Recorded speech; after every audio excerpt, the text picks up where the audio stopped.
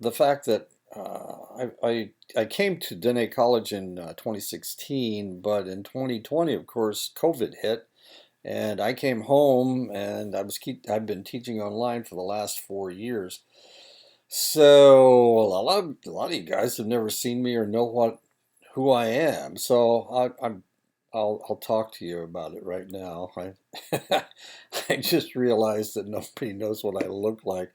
So I put a video called Hello, Hello, so that everybody can see me. At the end, I thought that the thing had kicked off, and it hadn't. So you get to watch me walk into the house and go, "Oh, I think this is still turned on." Anyway, okay, so this is me, who I am, and where I come from. Um, I'm a psychology faculty member initially hired to support the new BA program in psychology. Uh, Kind of interesting. Well, that's not that interesting, I guess, but yeah, I was the first psychology faculty added um, when they developed the psychology BA program. We were supposed to start it in 2017, and we had such a large outcry to start it right away that we started it in 2016 instead, and it's been going great guns ever since. Um, I have over 100 students in 6 classes this semester, so I think Dr. Russ has 113, if I'm not mistaken. I got the numbers here somewhere. Yeah, she's got 113, and I've got 100. So a lot of students. We got a lot of students. I was born before 1993. 1993 was when the internet was invented. I did not grow up with technology like you guys did. As a matter of fact, when I was supposed to take typing, they didn't call it keyboarding at the time. When I was supposed to take typing, I took Latin instead because the only people that needed to type, the only people that needed to type were secretaries. But just about everybody took typing. And so those guys could type. I can't. I use maybe 3 fingers. I use my little finger on my left hand and my index finger on my left hand and my index finger on my right hand. And that's about it. I'm a hut and pecker, as it were. I was born on a farm just outside of Muncie, Indiana. I was the fourth of 6 children. This was back in 1949 when I was born. And that was fairly common back then to have large families. I was the second boy out of 4 boys. And luckily for us, we were all born in the 40s and 50s. So by Vietnam War time, we were all of age. Lucky us. My father was a soldier. He was in World War II. He was also a banker. My mother was a registered nurse, an RN, as it were, and she was not real popular with the ladies in the area because at that time women didn't work. They weren't supposed to work outside the home, or at least it was not common for women to work outside the home. But my mother did. She was a registered nurse. My dad was a banker. Indiana is just another of those states on the other side of the Mississippi River. It's on the other side. The Mississippi River, of course, runs right here. There we go. That's the Mississippi, runs into Louisiana. People from Indiana are called Hoosiers, so that makes me a Hoosier. I'm a Hoosier. You can call me that if you like. I had my DNA checked and I discovered that my ancestors come from 3 different places. England, and that's England right there. Western Europe, which is right here. It's pretty much right there. And Ireland, and that's it. Those are about the 3 whitest places you can come from. Those are the 3 places I come from. My ancestors come from anyway, as interesting as, or not interesting as that is. Most of my ancestors, the ones that we claim, of course, immigrated to the Americas 300 to 400 years ago and settled in Massachusetts and New Jersey. Oddly, it was a little town called Salem, New Jersey, and it's right there. So some of them settled in Massachusetts and some of them settled in New Jersey. With the European expansion into the West, they moved into Indiana, where they had been for about 250 years. This was all considered Indian territory until they decided that they needed to sell more land, so they moved over the Appalachian Mountains, and my family moved into Indiana about 250 years ago. I am the first Bradway to live west of the Mississippi River, and this is the Mississippi River. As you can see, it starts up in Minnesota, and here's where I live, right here.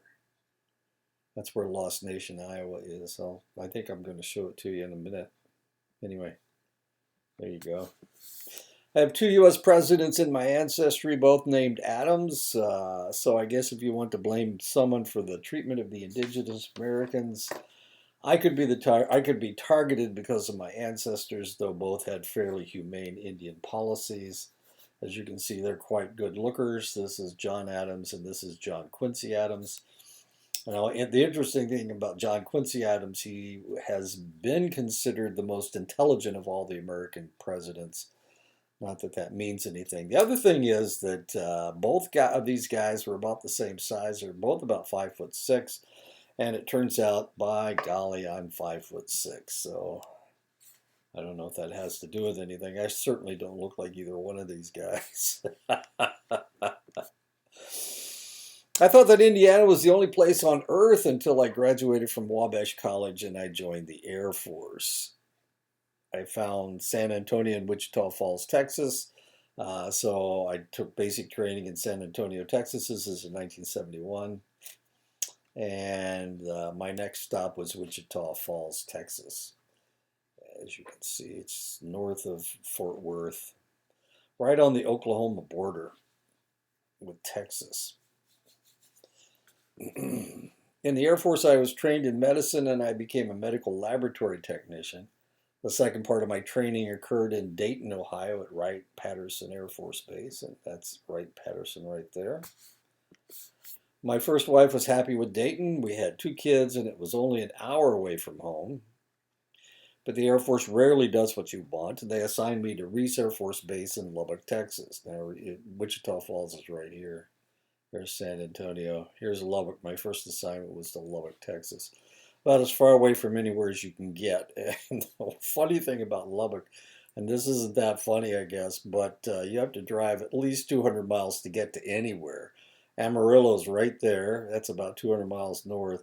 Wichita Falls is 230 miles northeast. It's right there. It's right there. Anyway, so she wasn't real happy.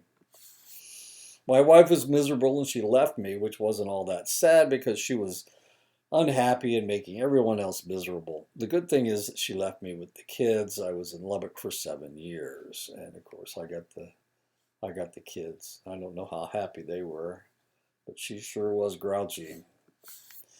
After one failed attempt to find a new mother, it lasted for 5 months. I finally found someone who actually liked my kids and could tolerate them. We've been together for the last 45 years. That's my wife right there. She's not really a rodeo clown. She's just dressed as a rodeo clown. And that finally took me out of Lubbock to Ramstein, West Germany. Germany at the time was split into Communist East Germany, run by the Soviets, and the West, run by us. And of course, this is my wife and I. That's what I actually look like. See, I don't really look like John Quincy or John Adams. We were stationed in Germany for 3 years. Terrorists at the time were communists, not Muslim. Iran fell to the radical Islamists, and the Soviets invaded Afghanistan.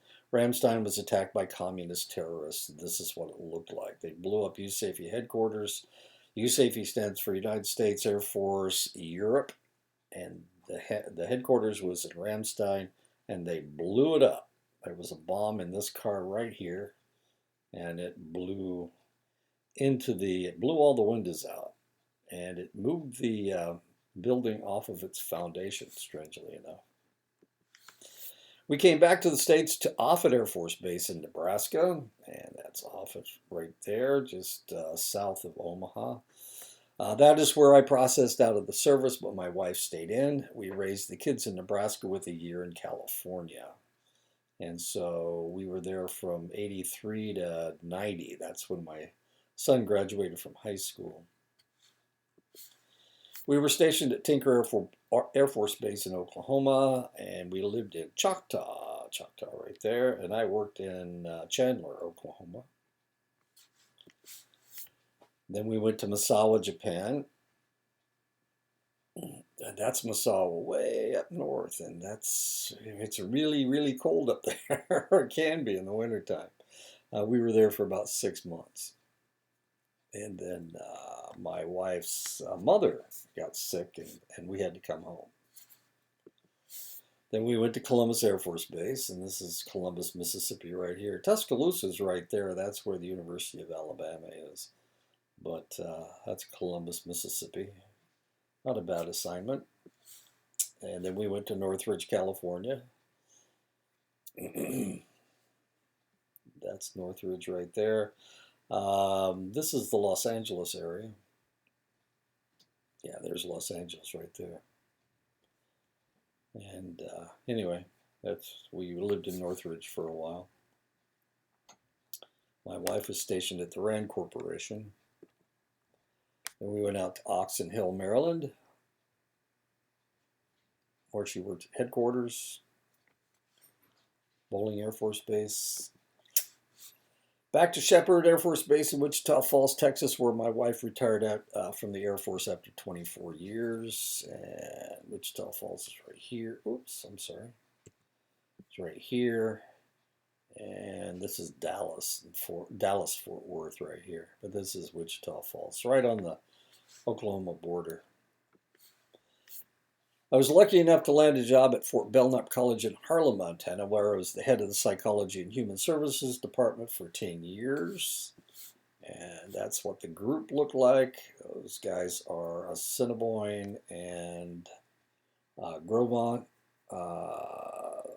Nakota, the Assiniboine are Nakota-speaking people, and the Grovant refer to themselves as Aadi Nin. And I could show you a difference between the two, I guess. I think I can. Well, there's a lot of mixture. A lot of these people are not native. She's not native. I'm not native. That guy's not native. She's not native. She's not native. Who else? He's not native. She's not native. That's it. Everybody else is. This is my buddy John R. that's it. That's his buddy Harlan. Okay.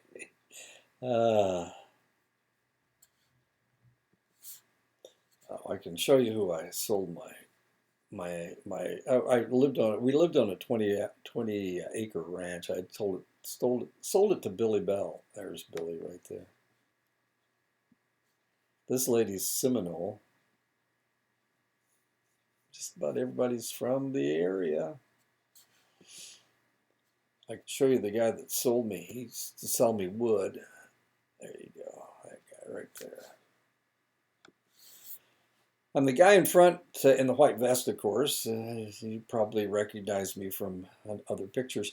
The fellow standing beside me was the business instructor. He embezzled about $10,000 from the college. He was fired. And then I had to teach his classes when he left. I taught micro and macroeconomics. That was not fun. Business is not my favorite topic.